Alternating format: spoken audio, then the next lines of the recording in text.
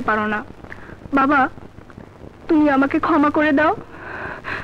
বিপ্লবের উপর থেকে তোমার মিথ্যে কেসটা তুলে নাও। ওই শালা কর্মচারী সেজে আমার 14 গোষ্ঠী নারী ভিড়ে খবর উদ্ধার করেছে, আমার গলায় ফাঁসির দড়ি ঝুলছে। ওই শুয়োরের বাচ্চা তোর সাথে পেয়ার মোহাব্বত করে বাচ্চা পয়দা করবে আর আমাকে পাঠাবে কবরস্থানে।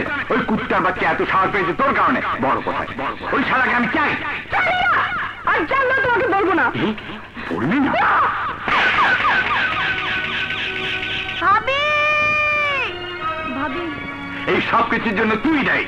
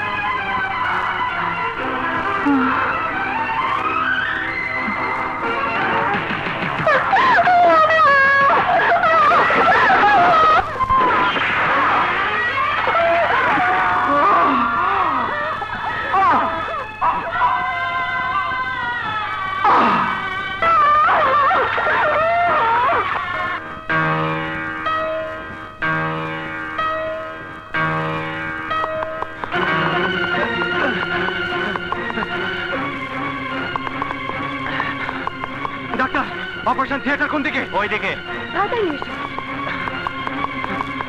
ডাক্তার, আমার ওয়াইফ। বাচ্চা নষ্ট হয়ে গেছে, এখনই অপারেশন স্টার্ট হবে, বসুন প্লিজ।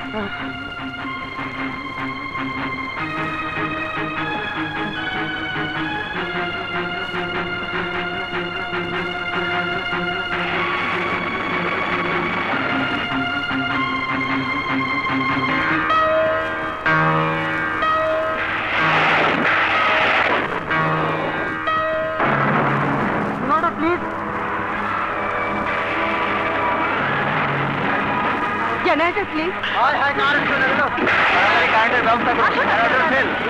রোগীকে বাঁচানো যাবে না। জেনারেটর কি অবস্থা? জেনারেটর কোনো মতে স্টার্ট হচ্ছে না। কারেন্ট না আসলে রোগীকে বাঁচানো যাবে না। স্যার, জেনারেটর ঠিক হচ্ছে না। কারেন্ট না আসলে রোগীকে বাঁচানো যাবে না? ইয়া আল্লাহ, এখন কি করি? ওদিকে একটা খাম্বা ভেঙে কারেন্টের তার ছিঁড়ে গেছে।